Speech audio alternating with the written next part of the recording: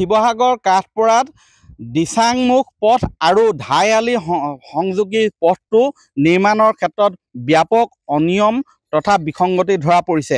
অতি নিম্নমানৰ কাম কৰা বুলি ঠিকাদাৰ কমলা গগৈৰ বিৰুদ্ধে অভিযোগ উত্থাপন কৰিছে স্থানীয় ৰাইজে।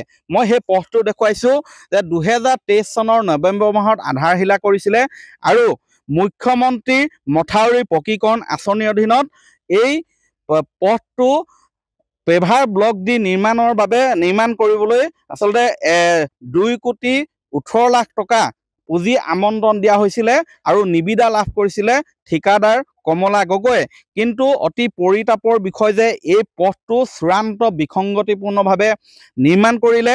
ইয়াত ভালদৰে ৰুলাৰ চলোৱা নহ'ল, ভাল মাটি পেলোৱা নহ'ল, যাৰ বাবে পথটো অতি কম দিনৰ ভিতৰতে নিৰ্মাণ কৰা এমাহ 2 মাহৰ ভিতৰতে এনেধৰণে বখলে পেভাৰ ব্লকবোৰ এৰি গৈছে, ফাট মেলিছে আৰু ঠায়ে ঠায়ে বহি গৈছে, যাৰ বাবে ইয়াৰ স্থানীয় ৰাইজে তীব্ৰ প্ৰতিক্ৰিয়া প্ৰকাশ কৰিছে।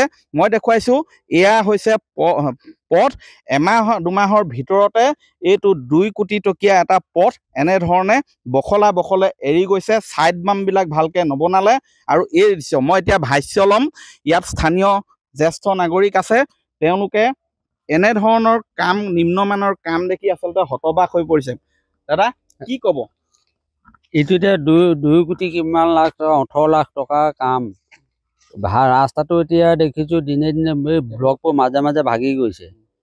কাৰণ এইটো আমাৰ এদিনীয়া ৰাস্তা নহয় নহয়, এইটো কত গাড়ী মটৰ গৈ আছে। এতিয়া দিনে ৰাত চিট বেল্ট নাইকিয়া হৈছে গাড়ী ইয়াত। এতিয়া গোটেই মানুহৰ ভিৰ পৰিছে এইটো ৰাস্তাটো হোৱাৰ লগে লগে।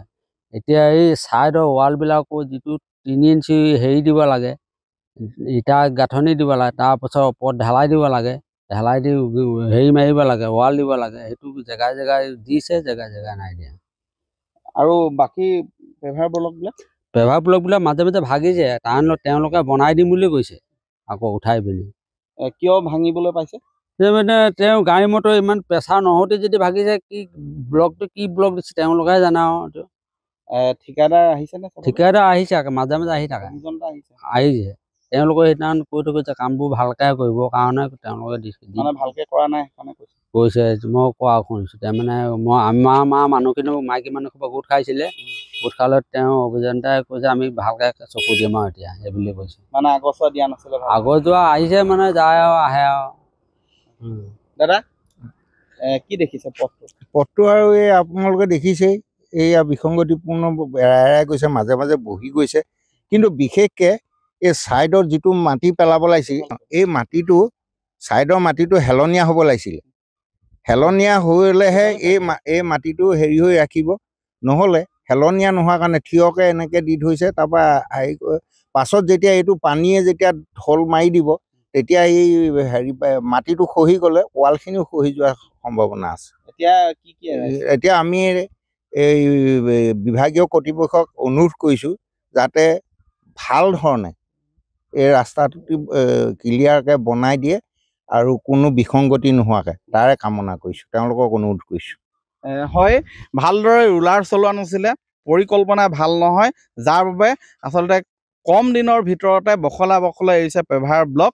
আৰু সংশ্লিষ্ট ঠিকাদাৰ গৰাকীৰ বিৰুদ্ধে তদন্ত দাবী তুলিছে আৰু পথটো যাতে সঠিকভাৱে নিৰ্মাণ কৰি সম্পূৰ্ণ কৰে তাৰ বাবে তেওঁলোকে দাবী উত্থাপন কৰিছে স্থানীয় ৰাইজে। আপুনি বিচৰা বাতৰি পাব কেৱল নিউজ 18 এপত। নিউজ 18 এপ ডাউনলোড কৰিবলৈ স্কেন কৰক এই QR কোড। গুগল প্লে ষ্টৰতো পাব এই নিউজ 18 এপ।